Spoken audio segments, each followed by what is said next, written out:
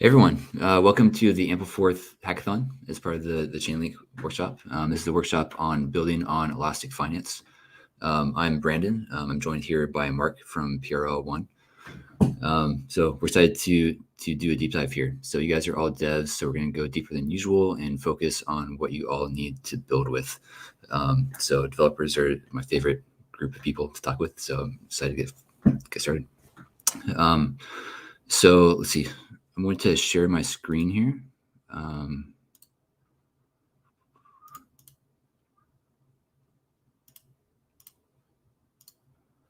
So let's see if the host can please, there we go. All right, so this workshop is titled Building on Elastic Finance.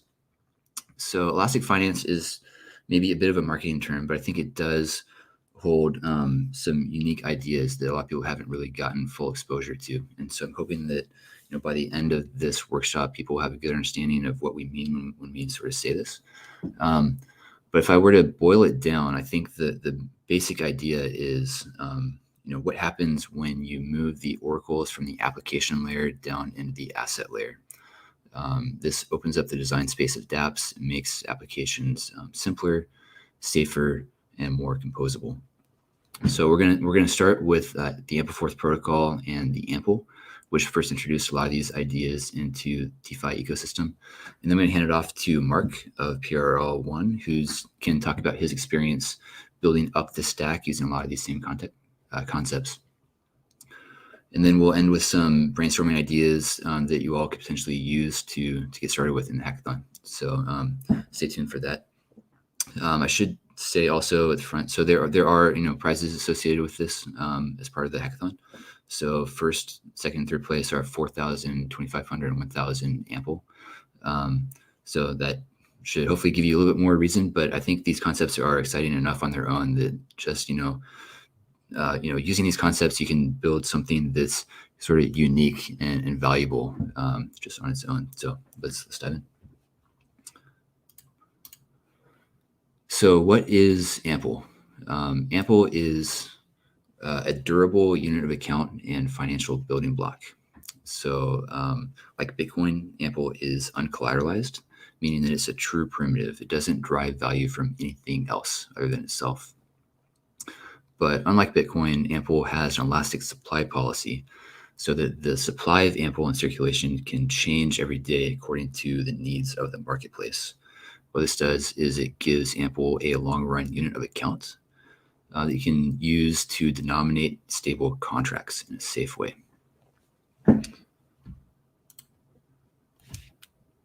So here's a very simple, flowchart of how the protocol works. Now it's very simple, by design. So fundamentally, what the protocol tries to do is it tries to shift volatility from price into supply. Right. So volatility in marketplaces can't just be removed. When you try to remove volatility, then you need to take on some risk in order to do that. So Ample doesn't try to do that. It just tries to shift volatility into a place that makes the unit of account very, very usable. So you can see an easy diagram on the right here that kind of illustrates the protocol in action.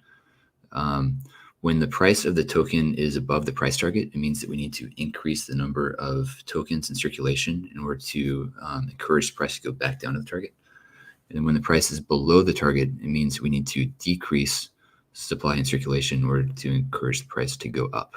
Now, the way that the supply changes is rather unique in the sense that when new coins enter or get removed from the marketplace, it goes to or from everyone on the network globally, proportional to what they own. So these supply adjustments are called rebases. It happens once a day, and it's a single transaction operation. So functionally, what this means is that Ample is the first time where we've seen a monetary asset with two qualities at the same time. So one is it's sound the way Bitcoin is, meaning that it's non-dilutive. If you own 1% of the network, then you always own 1% unless you decide to transfer or trade. But also it has a long-run unit of account, meaning that you can use it to denominate things, especially contracts. So as you can see, the protocol itself is very simple, and that's by design. So the way I like to think about it is, as you go up the financial stack, risk compounds as you go up. So if you go down the stack, the value of simplicity should go up equivalently or exponentially in this case. So Ampleforth is designed to be a primitive, like a foundational layer of the next financial stack. So how is this useful? How might you use it in practice? So here's a really simple example of a contract. So you can imagine Alice and Bob enter into a bet, that the Lakers win the NBA semifinals, right? So if they win, Alice will pay Bob 10 coins. Otherwise, Bob will pay Alice 10 coins. You could also form this as a loan, but it's very similar here with the bet. If you were to use Bitcoin, there's an unstable contract obligation, right? So imagine like Alice borrowed 1 Bitcoin from Bob to be paid back a year later. At the end of that year, the price of Bitcoin might have changed drastically. We've seen it go up 3x, just this year, a couple of times maybe. And normally when you borrow funds, you do it to put it to work. So I might borrow money to invest into my business or buy a car or leverage into some other position. At the end of that loan period, I'll have to reacquire that that amount to pay back the loan. But if the price of Bitcoin has gone up 3x, then suddenly I'm on the hook for a lot more than I thought I would, which means that I'm much more likely to default on my loan. Right. And if Bob is relying on my payments to make good on his obligations, then it might lead to cascading failures. Right. Whereas if instead, that bet or that loan were done in Ample, it's much safer. So say instead of borrowing 1 Bitcoin, I borrowed 1,000 Ample. A year later, when I go back to pay back my loan, I know that I have to require 1,000 Ample, which is roughly 1,000 2019 US dollars. So no matter what happens to the overall demand for the Ample network or the overall market cap of Ample, I always know that I have a predictable purchasing power obligation for my loan, which means I'm less likely to default. And then Bob, as my lender, is more likely to make good on his obligations if he needs them. So in this way, you can operate as a safe foundational asset for contracts.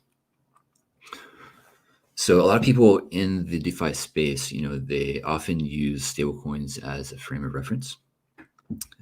So Ample itself is not directly a stablecoin, but it can fulfill a lot of the same roles as stablecoins without the associated risks, right? So if Ample is still volatile in nature in terms of holdings, in terms of stock, why wouldn't you use a stablecoin like Tether or DAI for contract denomination? So Ample is decentralized and it's durable. Due to its simplicity, it's very hard or impossible to break. So it can fulfill many of the same roles. Today's stablecoins, there are 2 main types. So one is the centralized stablecoins like USDC or Tether. These rely on custodians and centralized banking partnerships to hold the collateral assets in trust, right? So this introduces centralization risk, huge risk on these entities, and they also are subject to changes in the regulatory environment that can give you less predictability about the assets that you're using. And then if you look at the more crypto native stablecoins out there, they're predominantly debt derived monies. These are systems that are often very complex, rely on adjusting interest rates to balance different sides of marketplaces. They rely on, external markets, so liquidation markets for this collateral or lenders of last resort. So even, we've seen even in the traditional financial markets like these sometimes fail, right? Even, just in the last year, repo markets, for example, the safest markets out there, these are fully collateralized, short-term loan agreements over, less than a day. We've seen, the central bank having to go in and inject liquidity to sort of bail out these markets that sometimes just run into gridlock. And so there's no reason to expect that this won't also happen in crypto markets, which are even more volatile. So Ample can fulfill a lot of the same roles, but because it doesn't try to remove volatility, it's safer and more durable. right? So the way I think about it is this approach to finance is much closer to that of Unix, right? Where you have many small targeted utilities that can be strung together to get you what you need. So in the loan example, you can just use Ample. You don't need to introduce the extra risk of removing volatility because no one's holding these assets in the meantime anyway. However, if you did need a refuge from volatility, you can string together Ample and other derivatives to get you that same sort of stable coin like asset, a derivative. And so you can bring on the risk as needed, but you don't necessarily need to introduce risk for everything. So Mark here later will talk about some of those further derivatives, which I think is super exciting. Cool. So here's the single chain architecture, right? So Ample was first launched on Ethereum 2.5 years ago. So it's been really exciting to see it operating according to the rules set forward since then. And we launched first on Ethereum, and we are gradually going across chains.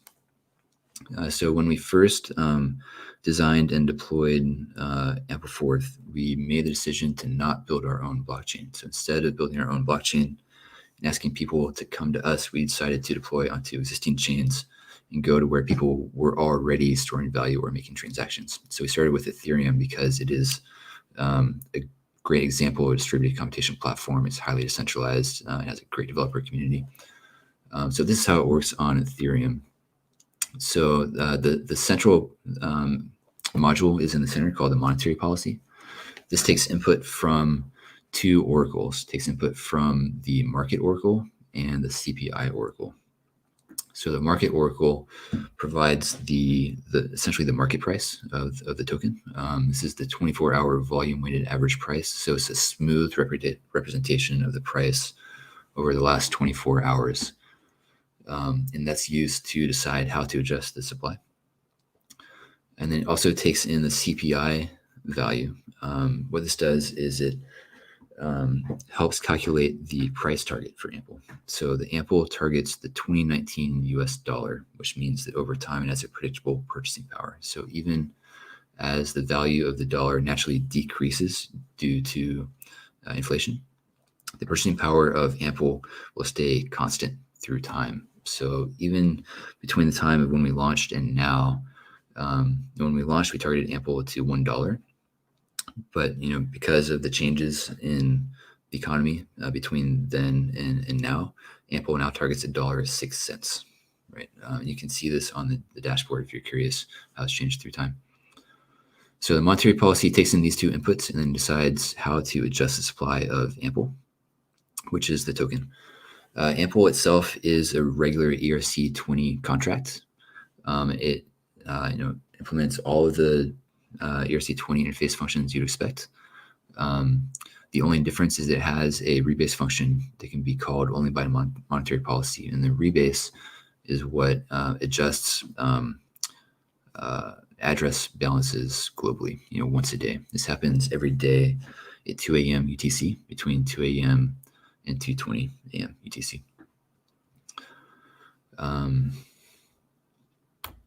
There. So how does Ample work across chains? So I think today we just announced a new deployment, a new launch onto Avalanche, which is a layer 1 blockchain that you may have heard of. We're super excited about this. We're also on BSC, and then there are more coming in the future, like layer 2s on Ethereum that we're also super excited about. So it's important to note that these deployments are not independent parallel deployments of Ample, right? So, what defines a monetary asset is defined by two things. So the nature of its scarcity and its use value. And then you could say its efficiency is measured in terms of liquidity, right? So the nature of scarcity is defined by the supply policy on Ethereum. And then, the use value means it's just a pure monetary asset. So it has monetary value, but no utility value. So it's not subject to external price distortions. Its only use is as a financial building block.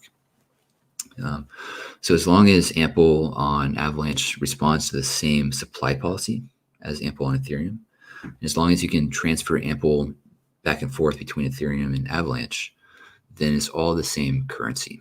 So that's the way we look at it. So these are, Ample is sort of chain independent or chain agnostic. We view Ample as being, a first-class citizen no matter where it goes. So because it's not tied to any potential layer one, it has the same value, whether it's on BSC or Avalanche or any other layer one or layer two. So I think it makes a really interesting, account and cross-chain transfer asset between these different ecosystems. So yeah, we've talked about the financial stack a few times, and I think that's really the best way to look at these systems. I view it in terms of two directions. So the next financial stack goes horizontally across different platforms, whatever those may be, and it goes vertically up the financial stack. So at the base of the stack, you have the building blocks, the true primitives. This is things like BTC, ETH, Ample, right? Things that don't rely on any other assets for value or any other systems. Above that, you have liquidity. This lays the foundation for everything else, right? Because if you can't trade, then it's not very efficient, not very easy to use. Built on top of liquidity is lending applications, things like Compound or Aave. Ample is available on Aave now, and so there's also the Ample token that you can build with if you'd like to. It's been live for about a month now, but just recently has had all the interface and interface tweaked, and so it's seeing a lot of activity right now, which is really exciting to see. So definitely check out that. Lending. When lending was first introduced for Ample, that means that we were, finally able to make good on that example that I just talked about earlier. So we're really entering into the utility phase of Ample, which means that there's a lot more that you can do with it. There's a lot more you can build with it. And you can, once you have lending, you can do a lot more derivatives as well. So from here, I think I'm going to hand it off to Mark. So Mark will probably give you a better intro, but he can talk about his direct experience building up the financial stack with a lot of these same concepts. And hopefully he can highlight, how the design of these applications changes and how it kind of simplifies a lot of things. But hey, Mark, I'll hand it over to you. Great. Yeah, thanks, Brandon. I'm going to share my screen for my part of the presentation. I have a separate slide deck, so if we could switch that over, that'd be great. But yeah, great to meet everyone. I'm Mark. I work with a company called Prometheus. We're building a protocol that we're calling Buttonwood, which is essentially a sort of foundational DeFi primitive based on this idea of elastic finance. And so we're trying to sort of rebuild some of that financial stack that Brandon was talking about based around elastic tokens and elastic finance concepts. So in this part of the talk, I'm going to try to give you some concrete examples of how elastic finance works and hopefully give you some intuition for like why elastic tokens can make simpler, more robust DeFi systems. So we'll jump right into it. So the first part here is to give you a bit of an idea of like what about elastic tokens is different than traditional tokens and what kind of benefits they can provide in an integration perspective. So the first one is user experience. So the rebasing of these assets can provide a different user experience than you can get from a traditional asset. So the Aave tokens that Brandon mentioned is a good example where it's really obvious to the user how their position is changing as they get interest or generate yield on their wallet, right? You can see directly from your wallet your balance increasing as you generate yield. The second one here is a little bit less obvious, but it'll be important for later in the talk. And it's that these elastic tokens can actually simplify the accounting inside of smart contracts.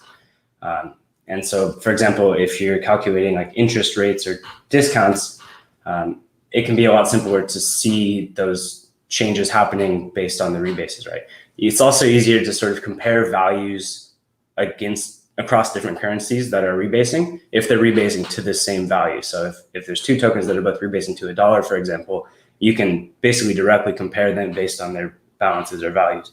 It also helps with comparing value across time of the same asset because the value is purely shown in changes to the balance as opposed to having to look up prices and so And sort of building on that, this third idea is also pretty important for the rest of the talk here, which is that these rebasing tokens can segregate the oracle off to sort of a different abstracted layer from the DeFi protocol itself. So a lot of DeFi protocols right now will rely on oracles directly to determine values and sort of, for example, in a lending protocol, check for solvency or check the user's borrowing power.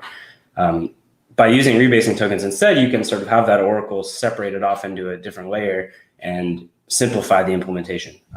And the second point here is that it provides homogeneous pricing across protocols. So any protocol that's integrating with a given rebasing token is sort of getting the same price updates at the same time. And some more concrete use cases to give you some examples, I guess. The first one is the interest and yield bearing tokens. So the AVE tokens are an example. And I think sort of a general traditional example that you'll be more familiar with is bank accounts, right? As you're generating interest on your bank account, your balance goes up. The price of your bank tokens doesn't increase, right? And Olympus DAO's own token, of course, shows you sort of the inflation of the protocol gives you interest in terms of this, positive rebase that they have. The second use case is to have a stabilized price for contracts, as Brandon mentioned with Ample. You can compare the $1 now to the $1 later, and it makes for a better experience when you're having contracts over time. And button tokens are a project that we built at Prometheus, which I'll explain on the next slide, and it has the same feature of stabilized price. So yeah, the button tokens are a pretty interesting thing that we are just launching basically this week, actually, which is kind of a generalization of these Oracle-based Elastic tokens. So they're different from Ample in that they're fully collateralized by some ERC20. So they don't have their own value. They're deriving their value from some other asset, right? And they can rebase to any Oracle price or basically any exchange rate that you want to give it. So it could be some contract-based exchange rate like the LP token underlying value or something like that. And the two examples that we're going to be launching soon are Button ETH and Button Bitcoin, where, just to give you an example of how it works, Button ETH, every token is worth $1, but your balance will track the value of ETH. So, holding Button tokens is the same value-wise as holding ETH, but it has this nice feature where every token is worth $1. So you can compare them against each other. You can use them for smart contract integrations in an easier way. And just to give you sort of a flow diagram of how this Button token works, if I'm a user and I want to get some, I can deposit my 1 ETH into the Button ETH protocol. And the protocol looks up the price with an oracle. Let's say it's $4,000. Then the user gets 4,000 Button ETH. So each one's worth $1, but you have the total value of ETH. Later on, something else happens and the Button ETH protocol looks up the price again. Now the price is $4,100. And so the system rebases in an expansive way such that now your balance is 4,100 ETH. So it's pretty much the same value change as if you had just held the ETH, but you can see the price change directly in your wallet because your balance increased with the price increase. Okay, so that's sort of the foundational part. And for this next part, I'll give you a bit of a concrete example on how Elastic tokens can help with DeFi and actually make a simpler, improved system over traditional ones that use non-rebasing tokens. Okay, let's jump right in. So the example here is going to be a margin lending protocol like Aave or Compound. And here at the start, I'll just kind of give you the status quo. Like, how do things work with the traditional lending platform, right? I'm sure most of you are probably already familiar with this, so I won't go too into detail. But sort of at a high level, how these lending pools work is, there's a pool. You can lend into the pool. So for example, if this user is lending 1 ETH, now they have this kind of like lent value, like how much liquidity have they provided to the pool. And the pool has to kind of look up the price and see like what the value is to get the total value of the user's position. So in this case, on the right side, you can see the user has $4,000 of lent value if ETH is worth $4,000. The system also has this collateralization ratio, basically, where you can borrow from the pool as well, but you can only borrow like some ratio of the amount that you've lent. So in this case, just for simplicity, we say it's 0.75, which means the user has $3,000 of borrow power now because they lent that 1 ETH. So then later, let's say they want to borrow something, they can borrow 3,000 USDC because that's what their borrow power is. And you can see that now their borrow power is 0, so they can't borrow anything else until they lend some more, right? Pretty simple, but that's how a lot of these traditional systems work. So one of the more complex parts of these systems is actually this like value calculation, like how much have you lent, what's your borrow power, and so on. In this example, it's pretty simple because there's only one asset, but if there's many assets, you can imagine the user or the protocol would have to kind of loop through all of the assets that the user has deposited, get all of their values normalized to $1, normalized to some base value, such that they can actually compare them and determine what their borrow power is. So this slide is just sort of a diagram showing like what that logic looks like. You can see it's pretty complicated, and there's a lot of stuff happening inside of this loop here. So just to walk you through it really quick, let's say we're calculating the borrow power, right? So in that previous example, it was 0.75 of 4,000, so it was 3,000. But in the general case, if there's multiple deposited assets, it has to sort of loop through for each deposited asset. It has to fetch the user's balance of that asset that they've deposited, fetch the Oracle price, and then multiply the price by the balance to get this kind of normalized dollar value of the balance. And then it does that for each token, sums them all up. And then it has to do the same thing for the assets they've borrowed to get like what to subtract from the amount they've deposited. So yeah, same thing, fetch the balance that they've borrowed, fetch the price, normalize to dollars. And then to get the borrow power, it takes the total value deposited, the total value borrowed, subtract from it, and then multiply by that 0.75 borrow threshold or borrow multiplier, whatever, right? So it's a little bit complicated, and actually this can get quite expensive if there's a lot of assets, as I mentioned. So yeah, some downsides of this. So the gas cost is quite high because there's a lot of stuff happening in this loop.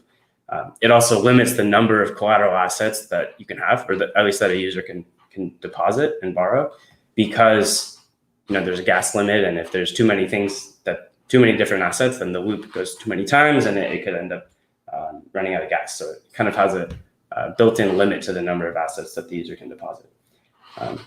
It's also fragile to like an Oracle failure. So if any one of those oracles that we have to fetch in that loop is down, for example, then we can't calculate your borrow power because we can't make it all the way through the loop.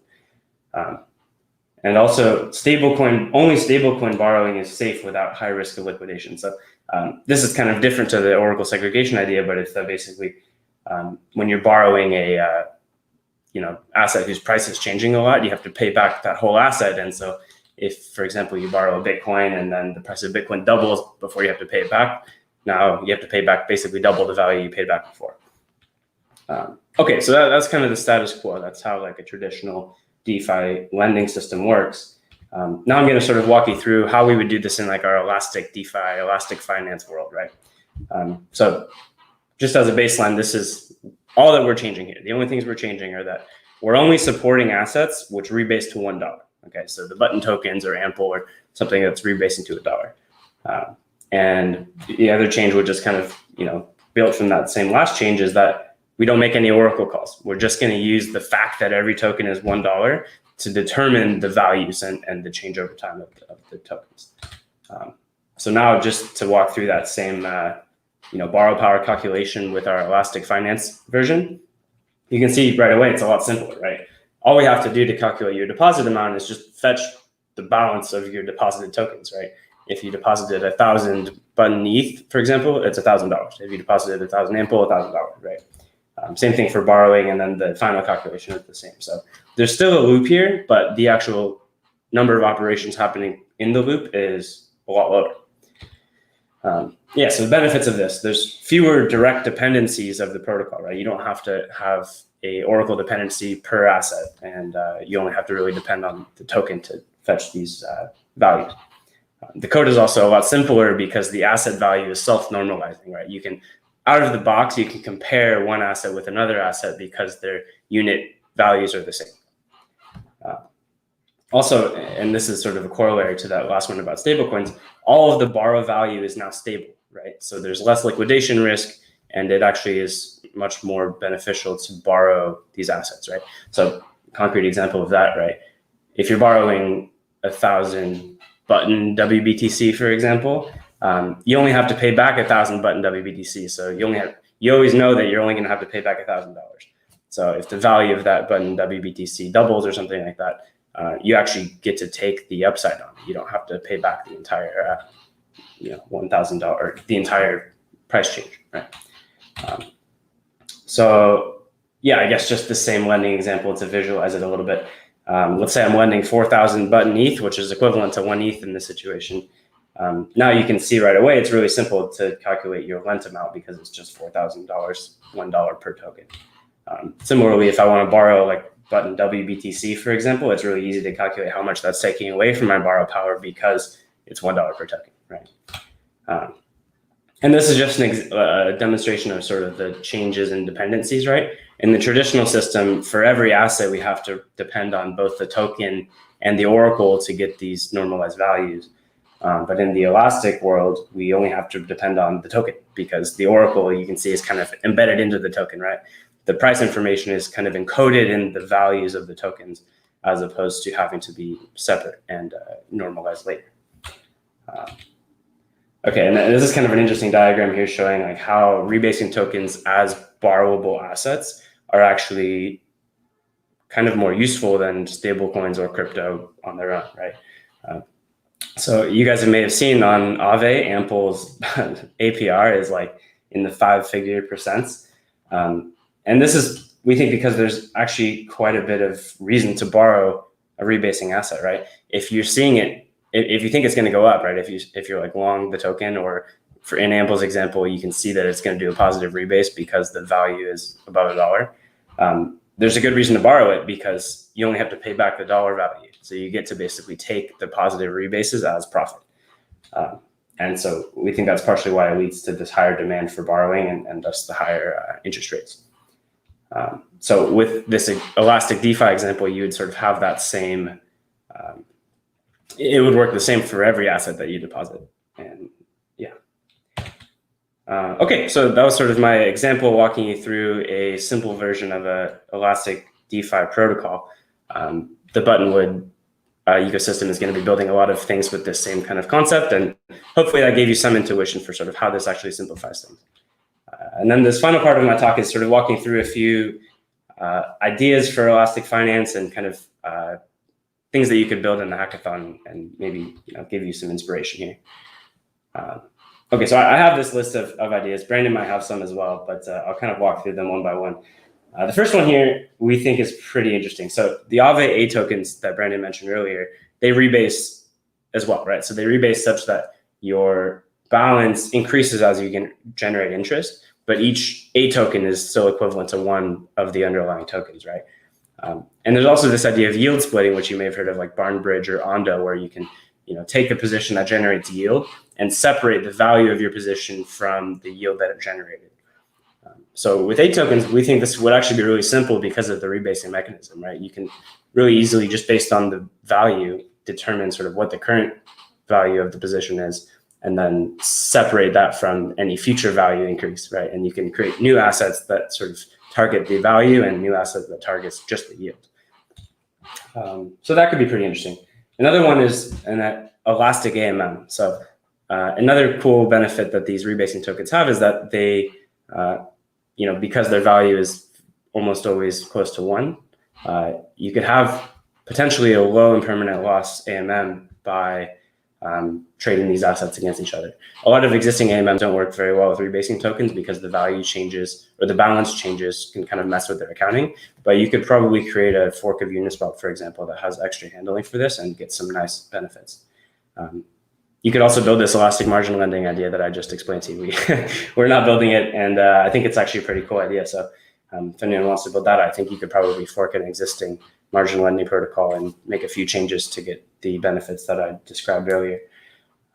This fourth idea here is a sort of wacky version of a button token where it's collateralized by USD, but it rebases to ETH, right? And so this might be useful in an example or in a situation where you're kind of risk averse, like you don't want to be exposed to the value of ETH, but you want to make contracts in ETH, right? You want to say, hey, I'll pay you 1 ETH later for an NFT or for something, in a contract, right? So you can have the equivalent position of a USD position, but be able to make contracts in ETH. And the fifth one is super, super out there, but it's basically you can make a rebasing token that's sort of rebasing to the value of NFT, like a CryptoPunk or something like that. But it's kind of a goofy one. So yeah, that's all I had. Thanks everyone for listening to my talk. You can reach out to me here or join our Discord or anything. If you guys are building any Elastic Finance projects for the hackathon, I'd be happy to help. So, hop in the Discord and DM me or send me an email or something. I'd be happy to help walk you guys through it. Yeah, super cool. Thanks so much, Mark. Yeah, I think those brainstorm ideas are really interesting. If you want to see one example of an AMM that uses sort of elastic assets, you can look at the USDC Ample Smart Pool on Balancer. So this is one application that's live and is being used. So the way that works is when the rebase happens, it adjusts the relative weights of the AMM pool, so that if you have, say, 100 units of USDC and 100 units of Ample, if Ample rebased up 10%, say, then it would adjust the weights such that the weight on the Ample side is equivalent to 10% higher, which means that you keep the same price and you don't get any of the impermanent loss. So normally you can't really easily trade stable coins versus floating price coins because there's huge exposure to impermanent loss. But in this example, we can leverage the rebasing aspect to trade Ample, which is a floating price asset, sort of like BTC, against stable coins with none of the impermanent loss aside from what you would get from normal fluctuation around the target, just like if you were trading two stable coins. So it's kind of cool in the sense that the Ample market cap could increase or decrease by 10x. But if you enter and exit at the same $1 target price, you effectively have no impermanent loss as a LP. So that's one neat example you can see in production right now. I think your examples, Mark, are really illustrative because a year or two ago, if you had said that, hey, you can build a lending platform or a stable coin without a direct dependency on an oracle, people wouldn't really believe you.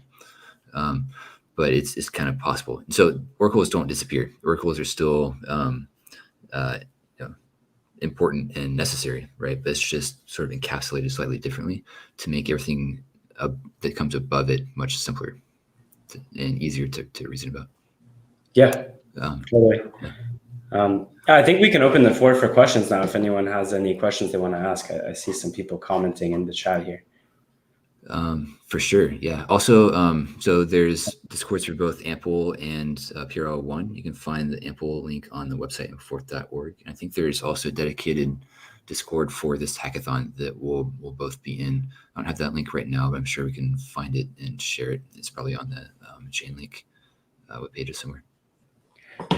All right. GES asks, will button BTC and button ETH rebase to $1 or CPI adjusted $1? So you could make it do either. Right now, the implementation we have rebases to current $1. It just uses the spot price for ETH to USD right now. If you wanted to make a version that sort of balances that by the CPI index, that wouldn't be too hard. We just figured for these purposes that we're discussing here, and the reason that we built the button token, it made more sense that would be $1. But yeah, you could easily build a derivative that works like that.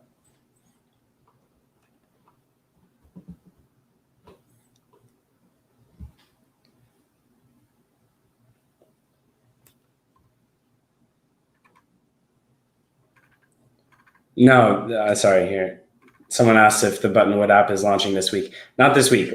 We still have quite a few things to work on. But the button token itself, button ETH and button BTC, we have those ready and we'll have those launched on mainnet this week. But it's not the actual lending application that we're working on.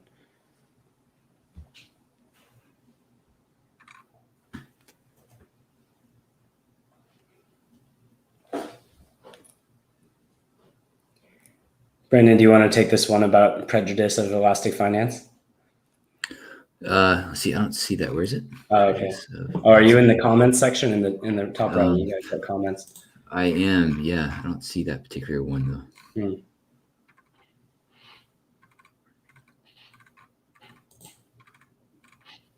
Oh, okay. Here it is.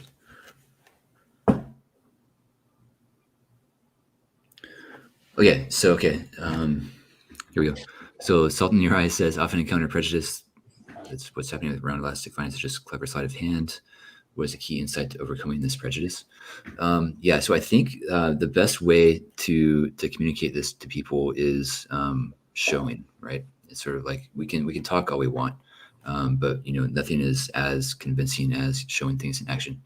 And so so far, these projects have been in the sort of infrastructure laying out phase, where it's basically it's like seeing the foundation of a house without seeing anything on top, right? The foundation on its own isn't very useful unless you build the house on top of it. So I think we're now getting closer to that world where we can show utility. And that's why we're really excited for where we are right now in hackathons like this. So now that we have, Ample and button tokens like what Pirel is working on, and liquidity and lending, now we can start to build some really cool things on top of it. So I keep coming back to this sort of Unix mindset of lots of small targeted modules that can be strung together. Ample is sort of one input that I see at the front of almost every single pipeline, or many different pipelines. And so I'm really excited to see like different forms of lending, different forms of liquidity, different forms of stabilization or stable coins built on top. Okay, GES asks if we can have the source code for the button tokens. Yeah, so it is going to be open sourced this week as well. I will post the GitHub link to that in the Discord once we do so.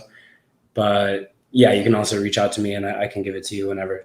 It's pretty much all done, all ready to go. We have some like test deployments of it up, but going to do the mainnet launch later this week. So I'll let you know when that happens. Okay, Cryptic asks, will other DeFi apps be able to consume output tranches from the Buttonwood app? If so, how will that be useful for the space? Yeah, good question. So, okay, tranching is a whole thing that I didn't even get into in my talk. This is sort of one of the key components that the Buttonwood ecosystem is building, which is basically a way to stratify the price risk of assets using elastic tokens and some clever accounting. And yeah, that's sort of one of the main points is that we think tranches are kind of a primitive. We think you can build a lot of really interesting DeFi stuff from it. And so we hope that other people consume it. We want it to be kind of this like, useful primitive that anyone can build on top of. And we have a few other partner companies building things on top of it already. But yeah, in a similar way to how these rebasing tokens are kind of primitives, we think tranches are primitives, maybe one level higher for, for building DeFi applications on top. Yeah.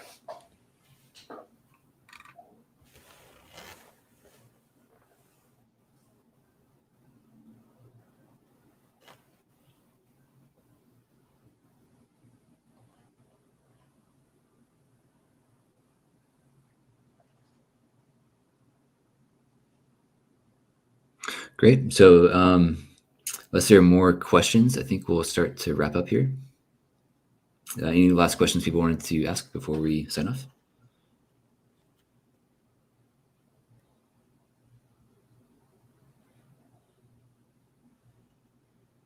All right.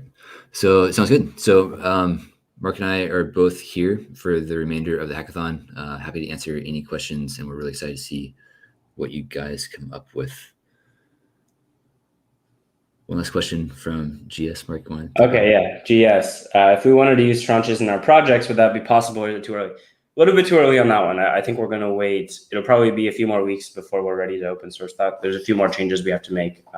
And yeah, but if you wanted to get a sort of sneak peek on it, you can DM me and I can help you with that. But I think before publicly displaying it, we're still a couple weeks away. Okay, one more question. Kenny Bambridge. Using tranches, is it possible to make a leveraged trading platform, or would that be a different app? Well, it would be a different app, but it is possible. So we do have an idea for how you could make a leveraged trading protocol using tranches. This is something that we're planning on building ourselves for sure. But if it's something you're interested in as well, you can DM me and I'd be happy to talk about it with you. Okay, I think that's it. Thanks so much, Brandon. Thanks so much, everyone, for joining us. It's been fun. Yeah, this is great. So thanks, everyone, for joining. And thanks, Mark, for participating too.